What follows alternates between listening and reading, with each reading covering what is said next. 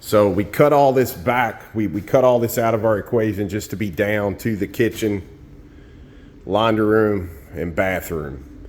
So all this was completed here. We've got stuff kind of staged every which way. So our next thing we're doing is right in here in this bathroom. So I just want to give you a front view. We've got several, I'll just call them problems at the moment, hurdles we got to get past. Okay, so we're in our next phase here. We're in the bathroom, and there's a lot wrong in here, a lot that ain't gonna fly. Just a lot of problems. But what I want to show you, it all starts with what caught our eye is the fact that this floor is badly off level, and I want to show you just how bad. And it's typical. You know, this house is probably 1910, 1920, so I'm shocked it wasn't off more than it is. But let me get you flipped around, show you what's going on. Okay, so here's where we're at so far. Let me show you. None of this we have done, so let me just stress that right out the gate. Somebody had put this in here to keep this from moving. We pulled this guy off this morning, right off the main cast iron. It had literally just decayed. This will help you. This is what we walked into, and as you can see there on the bubble, that sucker is way off. And then look underneath. Look underneath of here. Well, here you go.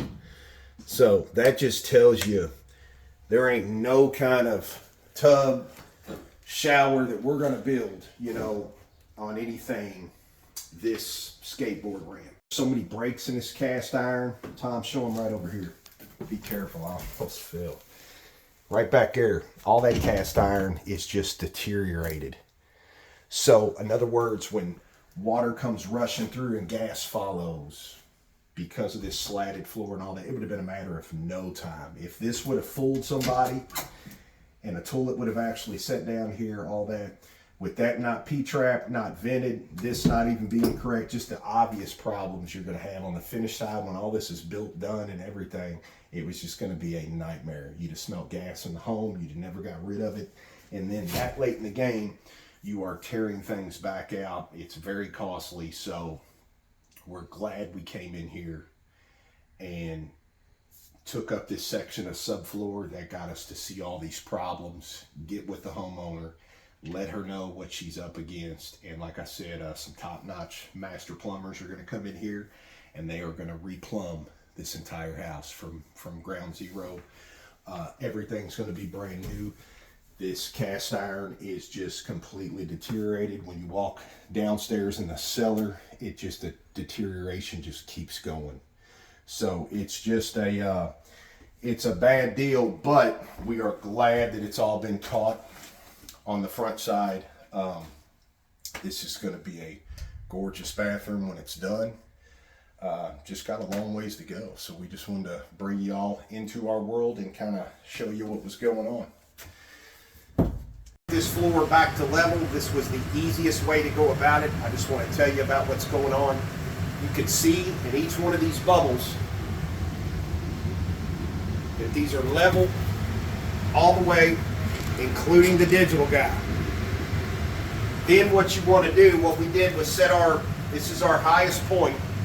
So we set our 2x8 back here to scab onto the original joist line back here. And this being our highest point, everything outside of that, this was number one. Out here where this long level is was the second one. From that point forward, we started using these big boy clamps. These torque about 300 pounds each one of them. To get the three center ones, we left our long level sideways, diagonal, all kinds of stuff. We had all this going in here. And then we just lifted both ends, clamped it in place, made sure everything was touching, and then it made it a lot easier through this transition. Over here.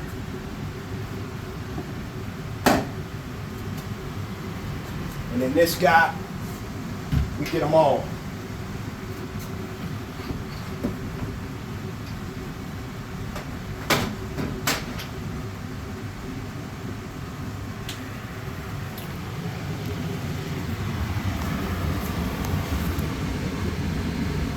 you can see. So not only are they all straight, look at the feet. Our brand new sheet. It is not down yet at all. We have not screwed it down. We have just cut this guy deathly tight to fit in place. And now I want to show you. Check it out.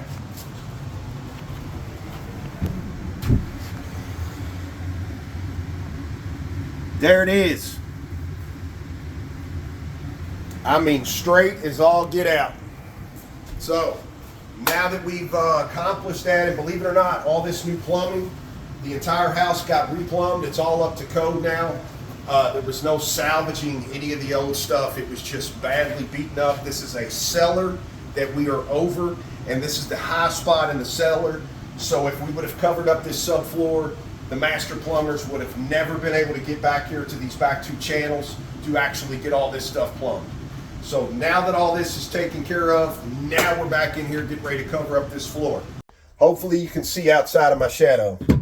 I want you to see that is pretty deathly straight, okay? And what you don't know is that's the only one that's deathly straight. If I put the pressure on here, it's still not straight, and look down here where the level don't even touch the wood. Every one of these is like that, every one of them.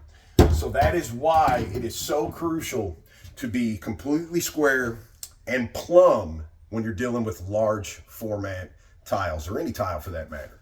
So that is exactly why, if you all remember correctly, there was a huge cast iron pipe that sat right here and went all the way up. Now they've since then taken all that out, replumbed up there, and got it above the line in the ceiling, which gave us all this extra room. So now we're going to use this extra room in our benefit, and we are going to throw up a brand new back wall and two side walls to make everything completely square and completely plumb. So stay tuned. We're going to show you a couple things along the way, and we hope this helps you. As always, we'll see you back for the next one.